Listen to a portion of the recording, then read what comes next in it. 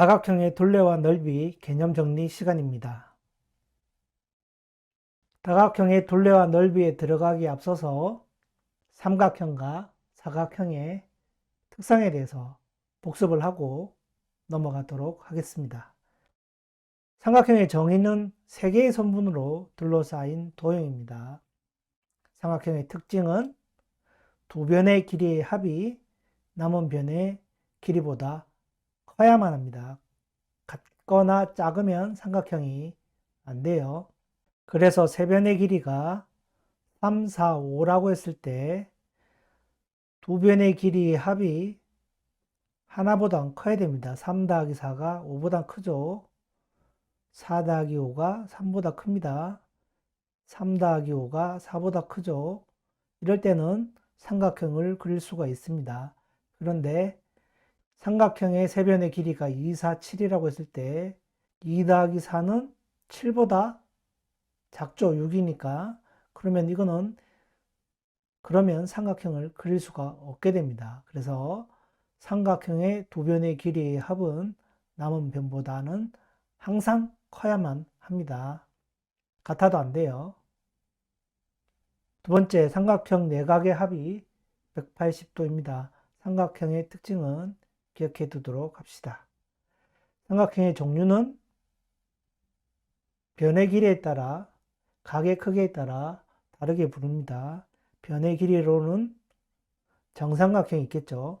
세 변의 길이와 세 각의 크기가 모두 같은 삼각형을 정삼각형이라고 합니다. 삼각형의 내각의 합이 180도이니까 3으로 나누면 한 각은 60도가 되겠죠.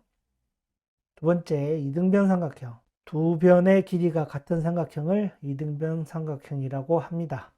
각의 크기로는 예각삼각형, 내각이 모두 90도보다 작은 삼각형을 예각삼각형이라고 하고, 한각이 90도이면 직각삼각형, 한각이 90도보다 크면 둔각삼각형이라고 합니다. 각에 따라서 예각, 직각, 둔각으로 나누고 변의 길이에 따라서는 정삼각형과 이등변 삼각형으로 나눌 수 있습니다.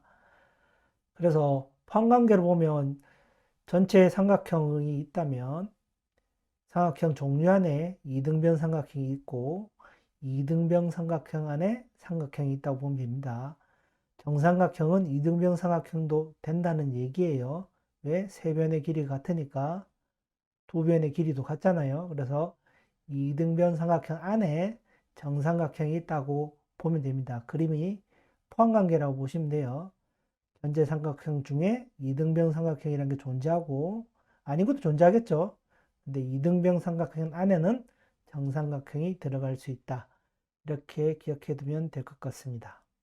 사각형은 4개의 선분으로 둘러싸인 도형을 사각형이라고 합니다. 사각형의 종류는 많죠. 첫 번째, 사다리꼴. 한 쌍의 변이 평행한 사각형을 사다리꼴이라고 부릅니다.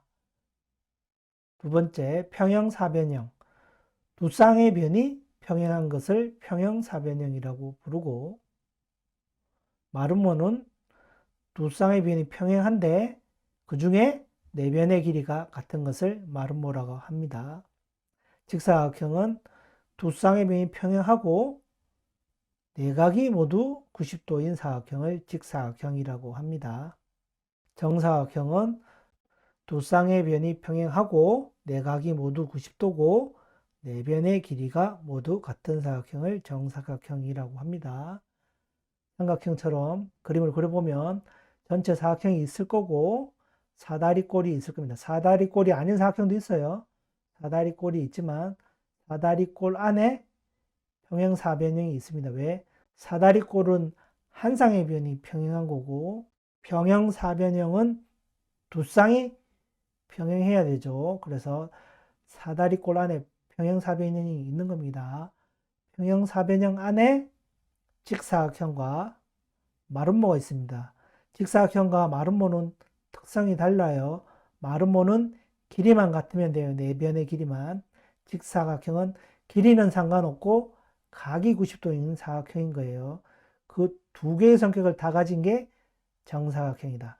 정사각형은 직사각형 안에도 들어가고 마름모 안에도 들어가요. 두 개의 성격을 같이 가지고 있는 사각형입니다. 아마 이런 포항관계에 대한 문제를 아마 4학년 때 봤을 것 같은데 이 포항관계를 그림으로 기억해 두시기 바랍니다. 그래야 편합니다. 사각형은 사다리꼴, 평행사변형, 직사각형, 마름모, 정각형 이렇게 구조적으로 되어 있다. 이렇게 기억하면 될 것 같습니다. 명칭의 특성과 그림을 같이 암기하도록 합시다. 본론으로 들어가서 다각형의 둘레. 둘레는 한글입니다. 대부분의 수학 용어는 한자어라고 했는데 몇 안 되는 한글 용어입니다. 둘레. 사전적인 의미로는 사물의 테두리. 수학에서는 사물의 테두리를 한 바퀴 돈 길이를 의미합니다. 그래서 다각형의 둘레는 모든 변의 길이를 합하면 됩니다. 정리를 해놨지만 이걸 외울 필요는 없어요. 왜 그래 되는지만 이해하면 될 것 같습니다. 왜? 모든 변을 더하면 되니까요. 정다각형이란 말은 변의 길이가 똑같다는 말이에요. 정다각형은. 그래서 한 변의 길이 곱하기 변의 수. 뭐 오각형은 변이 5개잖아요. 한 변의 길이를 구하고 5를 곱하면 된다. 정사각형은 한 변의 길이 곱하기 4잖아요. 그러면 4변의 길이를 구할 수 있으니까 이런 수식이 생긴다. 외울 필요는 없어요. 직사각형은 가로와 세로를 더하고 곱하기 2를 하면 된다. 사각형은 4변이잖아요. 가로와 세로를 더하고 곱하기 2를 하면 나머지 가로와 세로를 구할 수 있죠. 그래서 직사각형 둘레는 이렇게 구한다. 평행사변형은 한 변 더하기 다른 변 곱하기 똑같죠. 사각형이랑 마름모는 4변의 길이 같으니까 한 변의 길이 곱하기 4고 정사각형도 4변의 길이 같으니까 한 변의 길이 곱하기 4를 하면 됩니다. 그래서 이거는 외울 필요 없고 다각형의 둘레는 모든 변의 길이를 합한다고 이해를 하면 됩니다. 한번 살펴봤어요. 다각형의 넓이. 다각형의 넓이는 공식입니다. 그래서 왜 이래 되는지는 학교에서 배우시고 각각의 도형의 넓이를 구하는 공식은 반드시 암기하도록 합시다. 삼각형의 넓이는 밑변의 길이 곱하기 높이 나누기 2입니다. 그런데 각에 따라서 밑변과 높이가 다 달라져요. 예각삼각형, 직각삼각형, 둔각삼각형에 따라서 높이가 달라집니다. 예각삼각형의 경우에는 밑변과 마주보는 꼭지점에서 수직으로 내렸을 때 떨어지는 길이를 높이라고 합니다. 직각삼각형은 높이가 나와 있죠. 그리고 밑변이고 둔각삼각형은 밑변의 연장선을 끊고 꼭지점에서 수직으로 내렸을 때의 길이가 높이가 됩니다. 그래서 각에 따라서 높이를 다르게 측정한다는 것을 알아야 되고 밑변의 길이와 높이가 같을 경우 모양과 관계없이 면적은 똑같습니다. 왜? 공식이 밑변 곱하기 높이잖아요. 밑변 곱하기 높이 나누기 2니까 밑변과 높이가 같으면 모양에 상관없이 면적은 똑같다. 넓이는 똑같다. 그렇게 생각하면 됩니다. 그래서 그림과 같이 4개의 삼각형을 그려놨어요. 4개의 삼각형의 높이가 다 똑같은 겁니다. 높이가 다 똑같고 밑변도 똑같이 그려놓은 거예요. 모양은 지금 다 다르죠. 모양은 4개가 다 다른데 뭐다? 넓이는 똑같다. 왜? 밑변과 높이가 같기 때문입니다. 모양은 달라도 면적은 같다. 왜? 밑변과 높이가 같기 때문이다. 이렇게 이해하면 될 것 같습니다. 사각형의 넓이, 사각형은 종류에 따라 넓이 구하는 방법이 다릅니다. 그래서 다 암기해야 돼요. 사다리꼴은 윗변과 아랫변의 길이를 더하고 높이를 곱한 다음 나누기 2를 하면 됩니다. 평형사변형의 넓이는 밑변 곱하기 높이입니다. 밑변 곱하기 높이는 삼각형의 넓이 공식이랑 비슷하죠. 삼각형의 넓이 구하는 공식은 뭐죠? 밑변 곱하기 높이 나누기 2입니다. 즉 삼각형을 2개 겹치면 평행사변형이 된다. 그림을 생각해 보세요. 삼각형을 뒤집어서 붙이면 평형사변형이 됩니다. 그래서 밑변 곱하기 높이가 되는 겁니다. 직사각형은 가로 곱하기 세로입니다. 마름모는 서로 다른 대각선의 길이를 곱하고 나누기 1을 하면 됩니다. 정사각형은 직사각형과 같아요. 가로 곱하기 세로. 단 가로와 세로의 길이가 같죠.